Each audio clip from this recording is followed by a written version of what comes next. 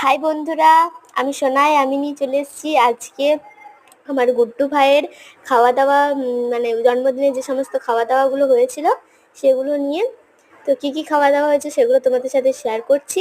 তোমরা প্রথমে মেনু কার্ডটা দেখে নিতে পারো। প্রথমে পড়েছিল স্যালাড, লেবু, নুন আর সস দিয়েছিল। তারপরে পড়েছিল চিকেন, সরি, পনির সাটে। চিকেন বেরিয়ে যাচ্ছে তাড়াতাড়ি। পনির সাটেরা খেতে কিন্তু খুব সুন্দর ছিল, আর এটা তো অনেক বড় ছিল, খেতেই পাচ্ছিলাম না। আর এটা খেয়েই তোমার পেট ভরে যাবে, অনেকটা বড় দিয়েছিল। তো আমি দেখো এখানে খাচ্ছি স্যালাড দিয়ে, আর এখানে একটা মাসি আমাকে বলছে দেখা ভিডিওতে, তো আমি দেখিয়ে দিলাম। তারপরে এসে গেছিলো পোলাও, চিকেন কষা। চিকেন কষাটাও কিন্তু খুব সুন্দর খেতে হয়েছিল। তো আমি খাচ্ছিলাম চিকেন কষা দিয়ে পোলাওটা মেখে, তারপর লাগছিল। তারপরে এখানে তোমরা মেনু কার্ডটা ভালো করে দেখে নিতে পারো পজ করে। তারপরে এখানে চলে এসেছিলো ভাত, আর ডালও ছিল, কিন্তু আমি নিইনি কারণ ডাল তখন খেলাম না আমি।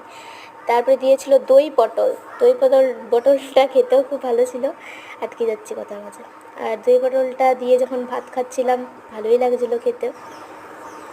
তারপরে এই জন্মদিনের খাওয়া দাওয়া শো স্টপার পড়ে গিয়েছিলো মাটনটা খেতে কিন্তু খুব সুন্দর হয়েছিল, আর লাল লাল ঝাল ঝাল হয়েছে, দেখতেই পাচ্ছ। তো আমার তো খুব সুন্দর লেগেছিলো খেতে, মটনটা নরম হয়েছিল আর জুসিও হচ্ছিলো। দেখো আমি এখানে খাচ্ছি টপ টপ করে। তবে এত সুন্দর হয়েছিল, আমি আরও 2 পিস নিয়েছিলাম। তারপরে এটা খেতে খেতে চলে এসেছিলো চাটনিটাও বেশ মিষ্টি মিষ্টিই ছিল।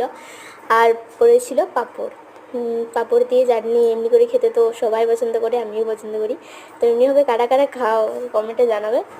তারপরে পড়ে গিয়েছিলো কিন্তু রসগোল্লাটা 2 ধরনের মিক্স ছিল। দেখতে খুব সুন্দর ছিল, খেতেও ভালো ছিল। এটা খেতে খেতে চলে এসেছিলো কলাকন্দ, যেটাও খেতে খুব সুন্দর ছিল।